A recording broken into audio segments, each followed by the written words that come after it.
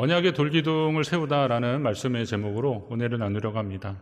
사람의 일은 마음먹은 대로 되지 않는 경우들이 참 많이 있습니다. 제가 언제부터 언제까지 어떤 일을 하겠노라고 아무리 계획을 세워도 변수들이 참 많습니다. 지난 주간이 이제 기말 과제 내는 시간이라서 제가 열심히 하려고 딱 준비를 하고 또 두 과목 안 한 게 있어서 그걸 하고 있는데 갑자기 전화가 오셨어요. 어떤 분이 오래간만에 오셨더라고요. 그래서 그분하고 또 약속하고 그러느라고 그걸 또 못했어요. 그리고 또 같이 다른 중요한 전화가 또 오니라고 그 통화하느라고 못하고 시간은 점점 뒤로 가고 그래서 제가 원래 예상했던 시간보다 훨씬 늦게 과제물을 냈던 그런 기억이 있습니다. 또 아무리 중요한 일을 하더라도 목회자는 또 성도님들이 부르면 우선순위가 거기 있으니까 그러다 보면 이제 목회적 돌봄이 필요한 일들 때문에 저의 계획이나 이런 것들이 뒤로 밀려가기도 합니다. 그래서 제가 평소에 하나님께 기도하는 것 중에 하나가 하나님 제가 좀 예측 가능한 삶을 살기를 원합니다. 계획한 대로 뜻한 대로 되기를 원합니다. 여러분 저희 할머니가 저희 자녀들한테 그런 기도 축복하셨는데 마음먹고 뜻먹은 대로 되라 이런 얘기하시고 내가 그렇게 기도한다고 그랬는데 그게 정말로 쉽지 않다는 것을 제가 살면서 많이 느끼게 됩니다. 우리 인생은 마음먹고 뜻먹은 대로 되는 것이 많지 않은 것을 가끔 경험합니다. 그러나 또 그런 가운데 예기치 않은 즐거움도 있습니다. 타택 리모델링 마치고 이사를 했는데 제가 그동안 아내한테 미안해서 말도 못한 것이 제 예물시계를 잃어버렸습니다. 그래서 말도 못하고 몰래 찾다가 이사하는 날 발견했습니다. 그래서 제가 오늘 차고 나왔습니다. 27년을 차고 있는 건데요. 신기한 거는 시계가 죽지도 않았더라고요. 계속 가더라고요. 그래서 제가 차고 나왔어요. 자, 이렇게 뜻하지 않은 즐거움도 있지만 또 어떤 일들은 원하지 않는 어려움들 속에 분명히 있습니다.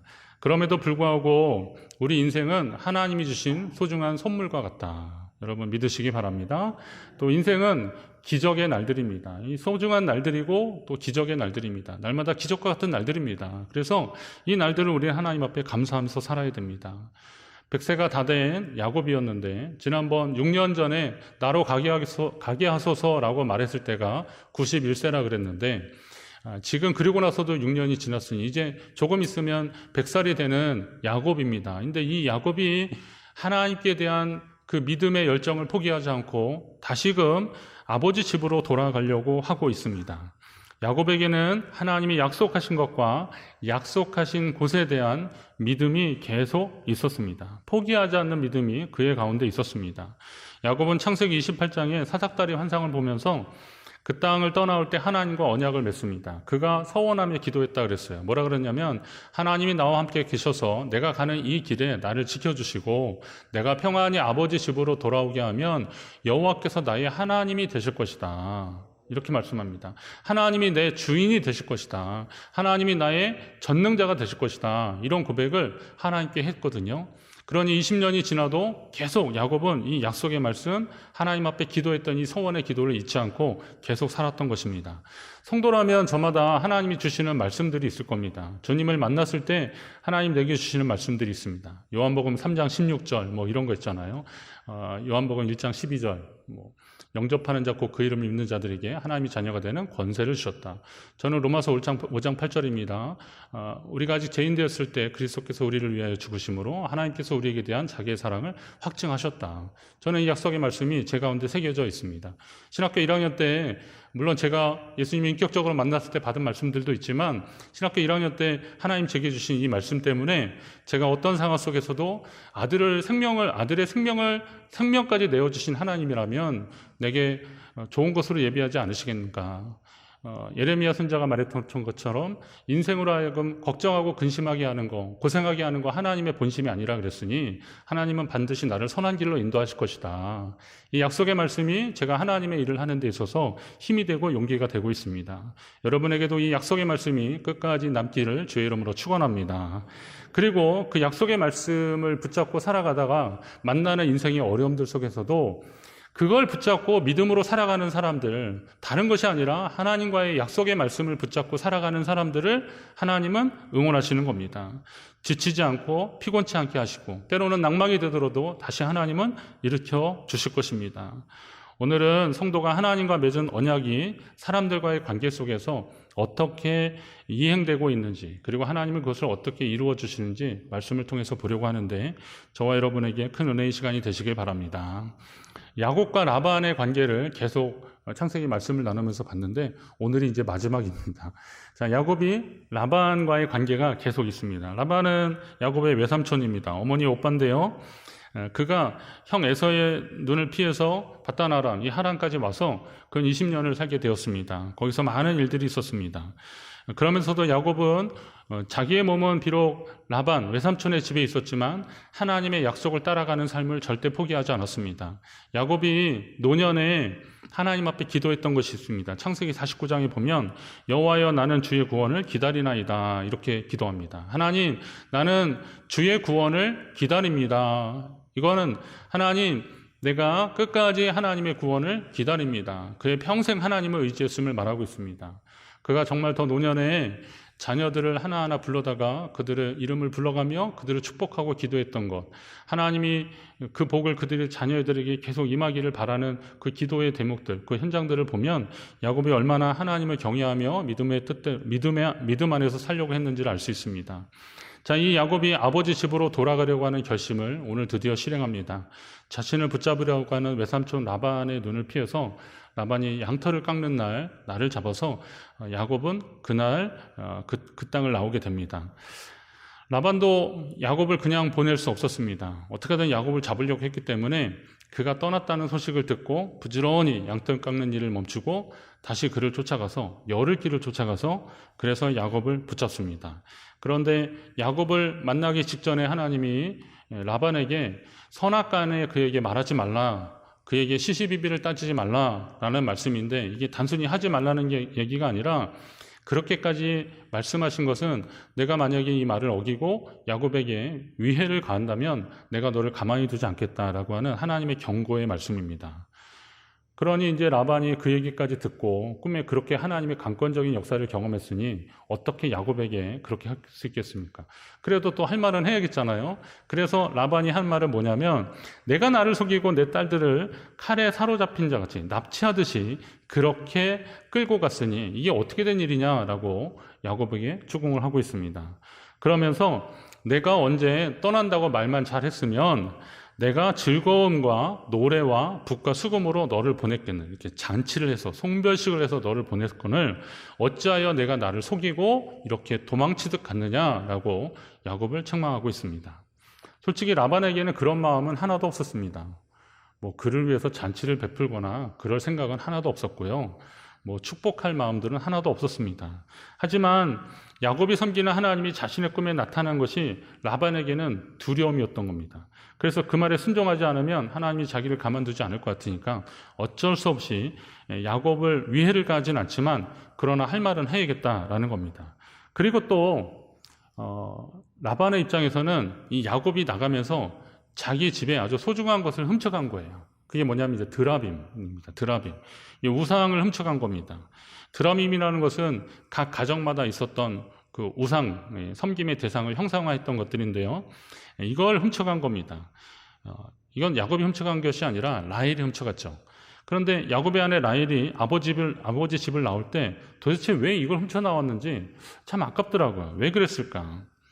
야곱은 외삼촌이 그 드라빔을 훔쳐간 것에 대해서 추궁하자 라헬이 그랬다는 것은 꿈에도 생각 않고 아주 큰 소리치죠. 무슨 소리 하는 거냐고.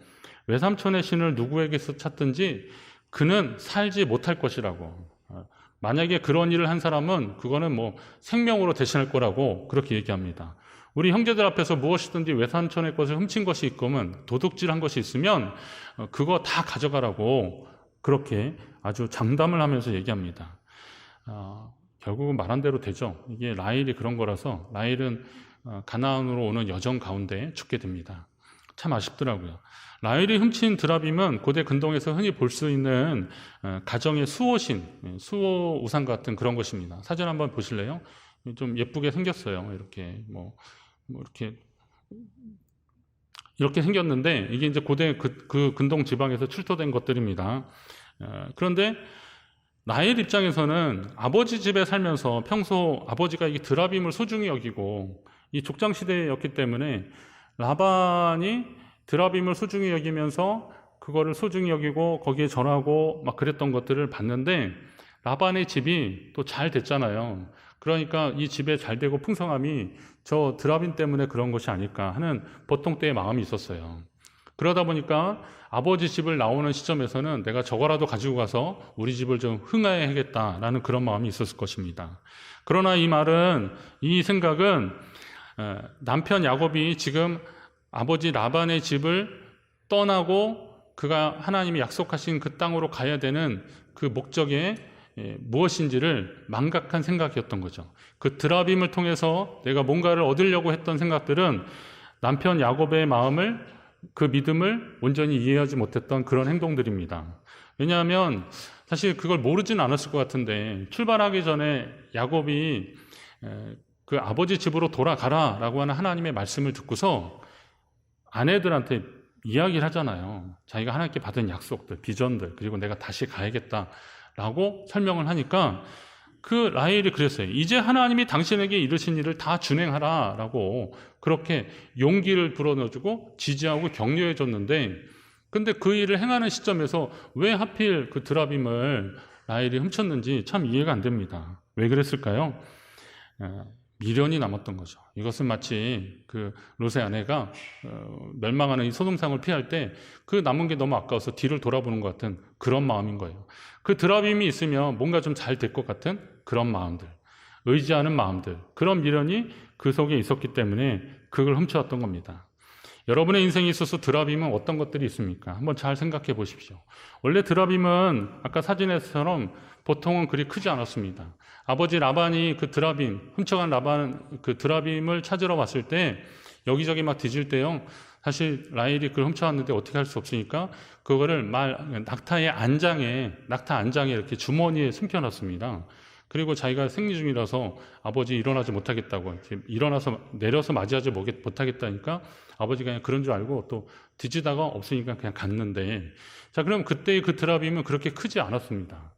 그런데 나중에 이 드라빔이 점점 이스라엘 민족 사이에 들어오면서 이게 점점 커지는 겁니다.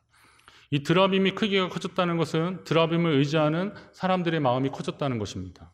요시야 왕 때에 종교개혁이 일어나면서 모든 그 종교개혁을 시키면서 그 중에 가장 큰 일이 뭐냐면 각 가정 가운데 있는 이 드라빔, 이 우상을 제거하는 일이 종교개혁의 큰 일 중에 하나였습니다. 이 정도로 됐던 겁니다. 사무엘상 19장에 보면 다윗이 그 아내 미갈의 도움으로 사울의 추격을 피하게 되는데, 미갈이 자기 남편이 자는 척을 하게 하려고 침상에다가 이 드라빔을 눕히고 그리고 거기에다 뭘 덮었어요.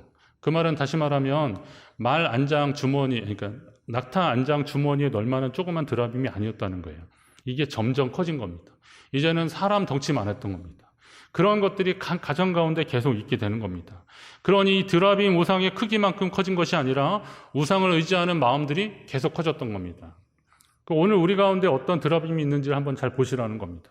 우상 숭배하지 말라, 너를 위해 새긴 우상에 절하지 말라라고 하는 하나님의 말씀을 그냥 십계명 정도로만 여기실 것이 아니라, 그렇게 알고 있을 것이 아니라 내 삶 가운데 그 드라빔이 어떤 것이 있는지 한번 점검하고 또 점검하셔야 되는 겁니다. 분명한 것은 그 드라빔, 우상을 경배하고 그 우상을 의지하고 그것을 신뢰하는 것 마음만큼이나 하나님을 경외하는 데서는 점점 멀어진다는 겁니다. 거기에 자꾸 마음 두고 신경 쓰고 그거 붙잡고 있는 것만큼이나 하나님에게서 점점 멀어지는 겁니다. 오늘 우리에게 주어진 시간들이 하루 24시간이라면 똑같은데 그 시간들 속에서 하나님 앞에 해야 되는 일들이 분명히 있습니다. 기도하고 말씀 보고 또 하나님을 묵상하고 그러면서 살아가야 하는 시간들이 있는데, 그 시간들을 그 우상의 시간들로 빼앗겨 버린다고 한번 생각을 해보십시오. 얼마나 아깝습니까? 시편 11편 4절에 보니까 여호와께서 그의 성전에 계시고 여호와의 보좌는 하늘에 있으며 그의 눈이 인생을 통촉하시고 그의 안목이 그들을 감찰하시도다 그랬습니다. 하나님이 하늘 보좌에 계시면서 우리 인생을 하나님이 살피신다는 거예요. 감찰하신다는 거예요. 그런 하나님을 우리가 어떻게 피할 수 있겠습니까? 그런 하나님을 대신해서 어떤 우상을 대신해서 그거 의지하면서 인생의 낙을 삼을 수 있겠습니까? 그건 도저히 불가능한 일들인데, 우리는 자꾸 우리 삶에 뭔가 힘이 될 것 같은 다른 존재를 찾느라 하나님 찾는 것을 잊어버리고 있습니다. 그 하나님이 우리의 삶의 문제의 해결자가 되실 줄로 믿으시기 바랍니다. 자, 그러면 라반이 야곱 일행을 추궁하면서 작별 인사도 없이 도망치던 나갔다는 것과 또 드라빔을 훔쳐간 것에 대해서 추궁했는데 드라빔을 찾지 못하자 이번에는 야곱이 기세등등해서 그동안 섭섭했던 것을 라반에게 지금 막 따지기 시작합니다. 그게 뭐냐면 내가 20년 동안 외삼촌의 양이나 염소나 이런 거 살폈고 함부로 그것들을 잡아먹지 않았고, 그게 목동 입장에서요, 양을 잡아먹으면 차라리 뭐 다치거나 이런 건 모르겠는데 잡아먹어버리면 그러면 흔적도 없어지잖아요. 그러지 않았다는, 양심적으로 그러지 않았다는 거예요. 그리고 혹시 다치거나 짐승에 물리거나 도적질 당해서 없어지고 그러면 내 양이나 염소까지라도 해서 채워놓고 외삼촌의 소유를 하나도 건드리지 않았는데, 그리고 낮에는 더위, 밤에는 추위를 무릅쓰고 내가 외삼촌의 가축들을 그렇게 살피고 그랬었는데 어떻게 이러실 수 있느냐. 내가 외삼촌의 집에 20년 동안 있으면서 그렇게 밤낮 없이 애쓰고 수고했는데, 그런데 외삼촌은 또 품삯 지급 규정을 한 10번이나 바꾸면서 나한테 그렇게 하지 않았느냐라고 섭섭한 마음이 이제 팡 터져버린 거예요. 아마 좀 울컥했을 것 같아요. 감정이 복받쳐서 어떻게 이러실 수 있느냐. 그런데 또 뭘 훔쳐갔다고 지금 그러신다니 내가 억울해서 도저히 못 살겠다. 이거는 그냥 단순히 억울한 마음이 아니라 그동안 라반, 외삼촌에게 섭섭했던 마음이, 야곱 가운데 있었던 마음이 지금 터져버린 겁니다. 자, 라반은 그렇게 말없이 도망간 거, 특히나 또 드라빔은 좀 핑계 같고요. 그런 야곱이 화가 나서, 야곱에 대해서 화가 나서 가만두지 않으려고 그 열흘 길을 쫓아온 거고, 야곱은 미안하긴 하지만 그러나 그동안 내가 외삼촌한테 한 게 얼만데 어떻게 이러실 수 있을까라고 하면서 섭섭해서 터져버리는 겁니다. 이게 부딪혀버리는 겁니다. 그렇지만 이런 상황 속에서 야곱이 또 의식한 건 뭐냐면, 하나님이 외삼촌의 꿈에 나타나서 말씀하신 것은, 다시 말하면 언약에 충실하신 하나님이, 언약에 신실하신 하나님이 그 언약을 지키시려고 오늘 내 삶 가운데 역사하셨구나 라는 관점에서 야곱이 그걸 받아들이기 시작합니다. 여러분 한번 잘 생각해 보세요. 여러분의 인생 가운데 하나님이 개입하시고 함께 하시는데 나에게 직접적으로 말씀하실 수도 있지만 다른 사람을 통해서 말씀하실 수도 있어요. 누군가를 통해서 하나님이 개입하시는 것을 보여주실 수도 있습니다.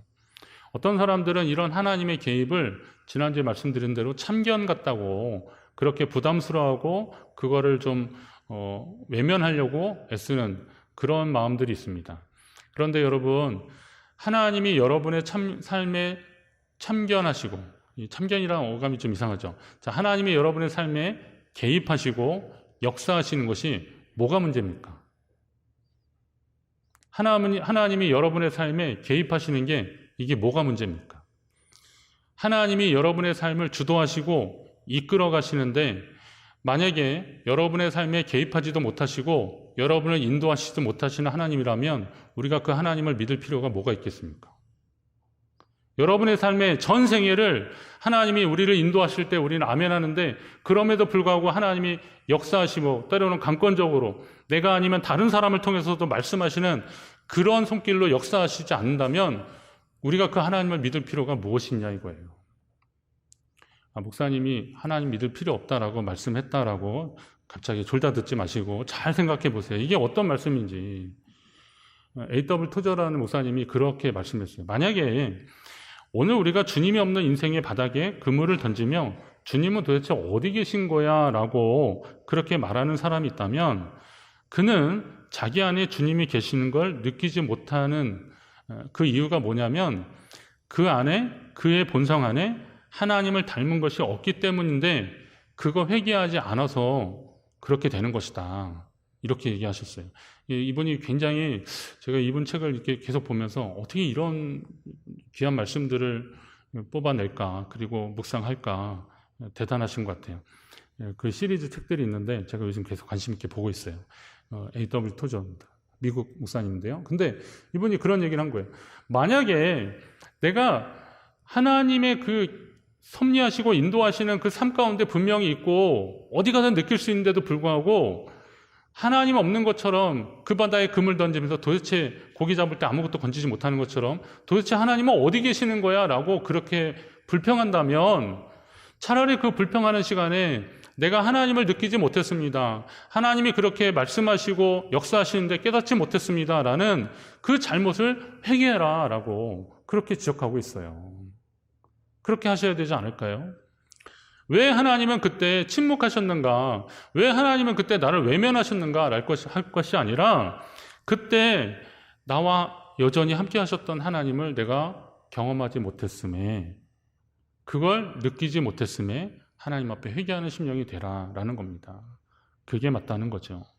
혹시 아직도 하나님의 말씀이 내 삶에 들어오지 않고 아직도 하나님이 내 삶에 개입하고 계심에도 깨닫지 못하고 있다면 성령께서 내 안에 역사하시기를 여러분 기도하시기 바랍니다. 하나님 앞에 나아가시기 바랍니다. 그럼 이제 야곱의 생애 가운데 어떤 일이 일어났는지 한번 보십시오. 하나님이 개입하시니까 어떤 일이 일어났습니까? 라반이 갑자기 와서 뭐라 그래요? 이제 오라, 나와 내게 언약을 맺고 그것으로 너와 나 사이에 증거를 삼을 것이니라. 이렇게 갑자기 얘기를 해요. 물론 이제 그 과정들은 분명히 있었죠. 자, 20년 전에 이 대목은 20년 전에 야곱이 베델에서 하나님과 관계 속에서 했던 일입니다. 하나님이 사닥다리 환상으로 보여주시고 내가 너와 함께하리라, 내가 너를 지켜주리라 이런 약속의 말씀을 듣고 나서 야곱이 하나님 그 마음 바뀌지 마시라고 그럴 리 없겠지만 그냥 자기가 베던 그 돌베개를 기둥 삼아서 돌단을 쌓고 그리고 그것을 베델이라고 하고 하나님께 거기서 제사를 지냈거든요. 그랬던 기억이 있었던 야곱인데 오늘은 라반이 너와 나 사이에 언약을 세우자. 나중에 보니까 하나님이 우리의 증인이시다. 이렇게 하면서 그 돌단을 쌓고 기둥을 세우고 그리고 거기에서 약속을 맺는데 이거 잘 보시면은요. 야곱은 돌기둥을 세우고 그리고 그의 처남들 라반의 아들들이 그 돌 무더기를 만들어요. 돌을 가져다가 하나둘씩 해서 쌓아놓기 시작하는 겁니다. 참 기적과 같은 일이에요. 이게 보니까 성경의 돌은 많은 의미를 가지고 있습니다. 돌은 성질이 단단하더라고요. 단단하잖아요. 물론 약한 돌도 있지만 뭐 이렇게 부서지는 돌도 있지만 웬만한 돌들은 딱딱합니다. 그런데 이 돌들이 흩어져 있으면 모르겠지만 이게 모아지면 굉장히 무겁고 든든해집니다. 사택 이렇게 마당에 호박돌 같은 것들이 좀 은근히 많이 있더라고요. 그래서 그걸 정리하는데 하나 둘씩 모아서 들어다가 한 곳에 모아놓으니까 이게 굉장히 무더기가 되는데 하나는 들 수는 있겠지만 그 많은 것을 들기는 되게 어렵겠더라고요. 그러면 이 돌 무더기가 하나하나로 봤을 때는 별거 아닌 것 같은데 이게 쌓이면 견고하고 튼튼한 것이 되는 것처럼 하나님이 우리에게 주신 약속의 말씀들을 하나하나 보면 별거 아닌 걸 수도 있는데 그게 모아지면 언약의 큰 증거가 된다는 거예요. 저는 교회가 바로 그런 원리로 움직였으면 좋겠습니다. 여러분 한 분 한 분이 하나님의 약속을 받은 그것이 언약의 돌들이라면 이것이 모여지면 언약의 돌무더기가 되는 거고 교회는 그 든든한 돌무더기 위에 하나님과의 약속이 계속 이어지는 거룩한 곳이 되는 겁니다. 그런데 문제는 하나님이 그렇게 모으라고 손에 쥐어진 그 돌들을 누군가를 정죄하고 그리고 심판하는데 던지려고 드는 돌이 되어버리면 그거는 사람을 죽이는 것이 되는 거죠. 예수님 당시에 그런 사람들이 있었잖아요. 돌을 들어서 그를 치려고 했어요. 이 돌은 그 약속을 모아서 하나님의 언약의 증거를 삼으라고 하나님이 우리 각자에게 주신 돌들인데 이걸 가지고 정죄하려고 하고 이걸 가지고 심판하려고 한다면 그거 하나님 과연 기뻐하시겠습니까? 하나님의 말씀은 생명인 줄 믿으시기 바랍니다. 여러분의 믿음의 여정에서 여러 가지 문제를 만났을 때 문제보다 크신 하나님, 그 하나님이 함께 하시고 해결해 주시고 선한 길로 인도해 주실 줄로 믿으시기 바랍니다.